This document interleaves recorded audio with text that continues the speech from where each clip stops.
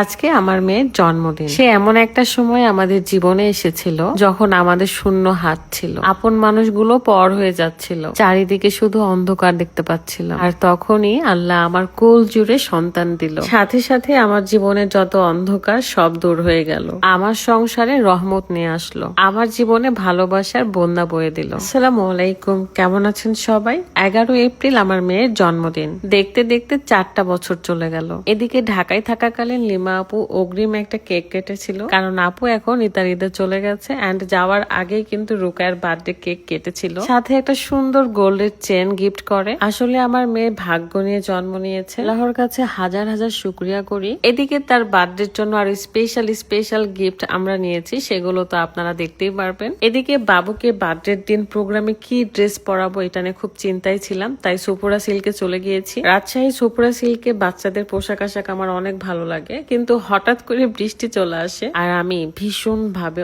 অসুস্থ। তারপরেও আমি কিন্তু বৃষ্টির দেখে লোভ সামলাতে পারি নাই, কোনো মতে বাসায় এসেছি ভিজতে ভিজতে, এবং এসেই দেখি আমার রুমে এত সুন্দর একটা ডেকোরেশন করে রেখেছে রাত। কারণ রাত 12টা হলে আমরা আমাদের মেয়েকে উইশ করব, আর পরের দিন তো একটা স্পেশাল প্রোগ্রাম থাকবেই। আমি একটা সুন্দর ড্রেস পরে নিলাম, আমার খুব পছন্দের। সো আমি এখন এই ডেকোরেশনটা আপনাদেরকে দেখাবো।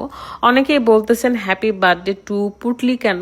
আসলে পুটলি সবাই আদর করে ডাকে, আর সেটাই আসলে দিয়েছে। রাত 12টা বাজতে 5-6 মিনিট বাকি, ততক্ষণে রুকায়াকে রেডি করাই দিচ্ছিলাম, এবং আস্তে আস্তে আমার বাসায় সবাই চলে এসেছে।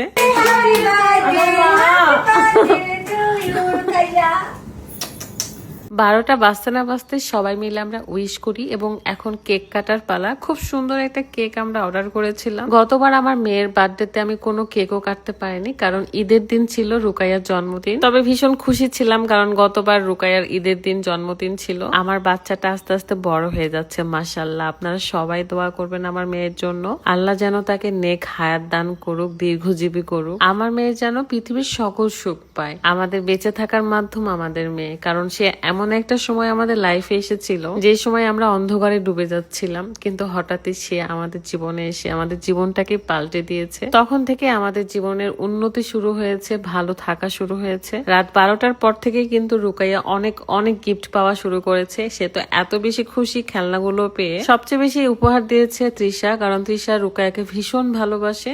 মেকআপ, খেলনা, চেইন থেকে শুরু করে অনেক কিছুই দিয়েছে। আর রিমোট কন্ট্রোল হেলিকপ্টার কিন্তু তার মামা দিয়েছে। আসলে ছোট ছোট গিফট পেতে সবারই অনেক ভালো লাগে, আর ছোট মানুষ হিসেবে কিন্তু বুঝতে পারছেন সে কত বেশি খুশি, কত খুশিতে সে এনজয় করতেছে সবকিছু। ব্যাপার হলো সে সবসময় এক্সাইটেড থাকে কখন তার এই কেকের পুতুলগুলো সরাবে, কখন এগুলো খাবে। অলরেডি আজকে আপনারা দেখে নিয়েছেন আমরা একটা বড় প্রোগ্রামও করেছি, সেটার ব্লগ আসবে ইনশাল্লাহ। যদিও বা দেশের অবস্থা খারাপ আমি বুঝতে পারছি, তারপরেও আমার ছোট মেয়েটার জন্মদিন, তাই একটা ছোট্ট প্রোগ্রামও করে ফেলেছি। তো আমি ব্লগ একটু কম দিচ্ছি কয়েকটা দিন ধরে, মন টন খারাপ। সবসময় ফিলিস্তিনবাসীর জন্য মনের ভেতর থেকে দোয়া করছি যেন এই সব যুদ্ধ এখানে শেষ হয়, সবকিছু ভালো হয়। মহান আল্লাহ তাআলা যেন আমাদেরকে ক্ষমা করে দেয়। তো আজকের মতো বিদায় নিচ্ছি, ভালো থাকবেন, আল্লাহ হাফিজ, আসসালামু আলাইকুম।